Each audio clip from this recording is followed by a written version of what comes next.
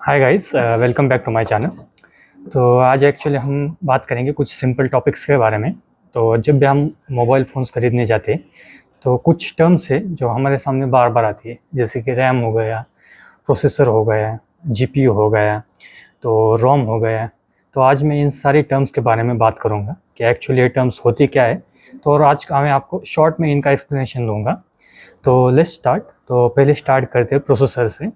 तो actually processor क्या होता है कि जो अभी आपका मोबाइल फ़ोन होता है, जो उसका जो ब्रेन होता है, यानी कि जब आप उसको कमांड देते हैं मोबाइल को कोई ऐप ओपन करने की, तो जो प्रोसेसर होता है वो उसको प्रोसेस करता है आपकी कमांड को और उसके हिसाब से आपको रिज़ल्ट देता है।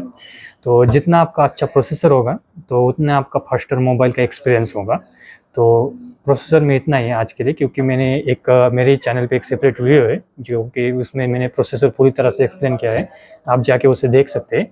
तो कौन से प्रोसेसर है जो अभी मार्केट में अच्छे हैं, जैसे कि स्नैपड्रैगन हो गया, एप्पल की ए सीरीज़ के चिप्स वो भी अच्छी है, मीडियाटेक है वो भी अच्छा है। तो आप जब फ़ोन बाय कर रहे हो तो प्लीज़ उन प्रोसेसर के बारे में भी देख लीजिए कीजिए कि कौन सा अच्छा है और कौन सा नहीं। तो उसके बाद बात करते हैं रैम के लिए। तो बहुत ज़्यादा लोगों को रैम क्या होता है एक्चुअली पता नहीं है।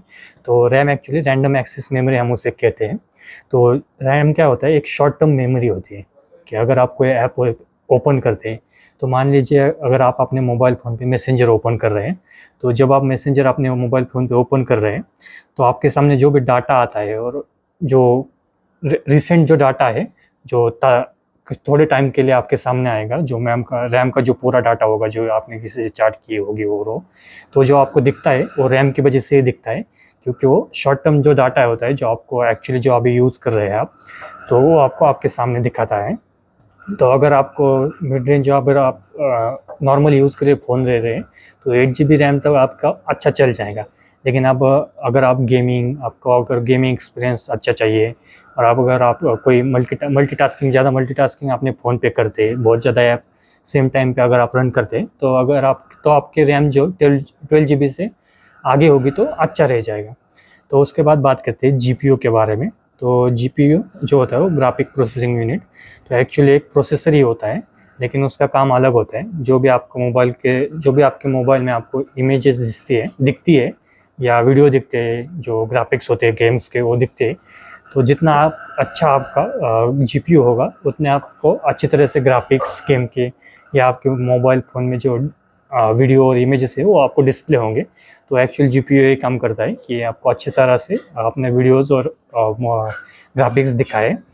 तो एक्चुअली जो मार्केट में है अभी एआरएम माली, एक एग्जांपल मैं आपको बता रहा हूँ, क्योंकि मैं आगे आने वाले समय में मेरे चैनल पे जीपीयू का पूरा टोटल डिस्कशन करने वाला हूँ कि एक्चुअली ये है क्या, उसके डिफरेंट टाइप्स क्या है और उसका मतलब यूज़ क्या है।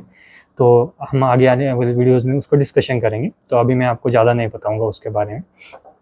तो उसके बाद आते हैं कि जो सॉफ्टवेयर होता है आपके मोबाइल फ़ोन का, तो आपने बहुत बार सुना होगा कि एंड्रॉयड ओएस, क्योंकि आईफ़ोन का आईओएस होता है, तो इन सारे टर्म्स को आपने बहुत बार सुना होगा। तो ऑक्सीजन ओएस वगैरह करके।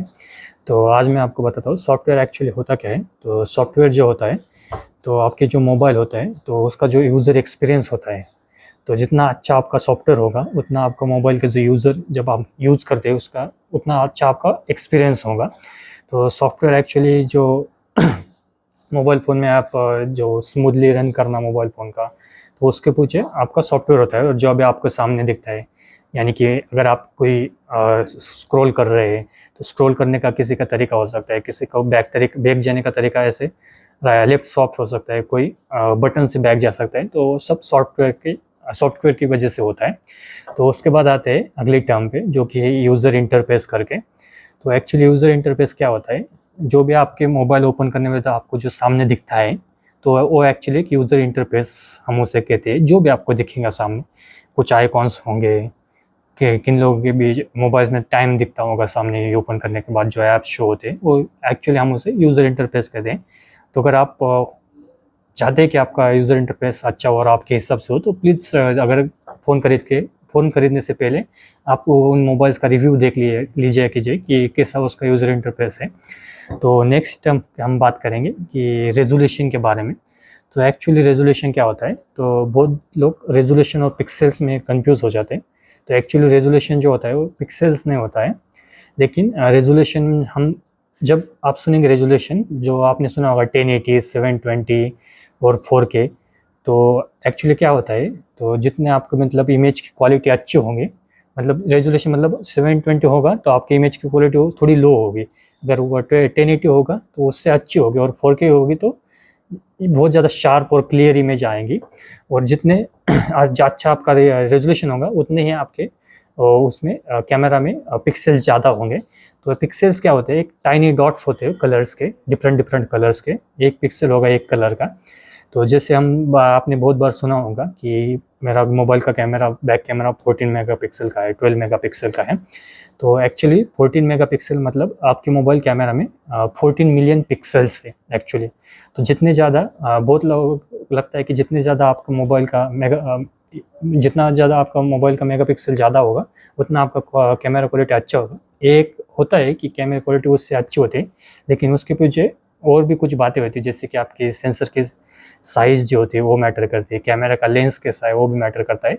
लेकिन अगर आपके मेगापिक्सल ज़्यादा है तो मान लीजिए कि आपका जो कैमरा, जब आप फ़ोटो खींचेंगे या वीडियो निकालेंगे तो एक अच्छा और शार्पर और क्लियर लुक आपको, मतलब फ़ोटो आपको आएगा।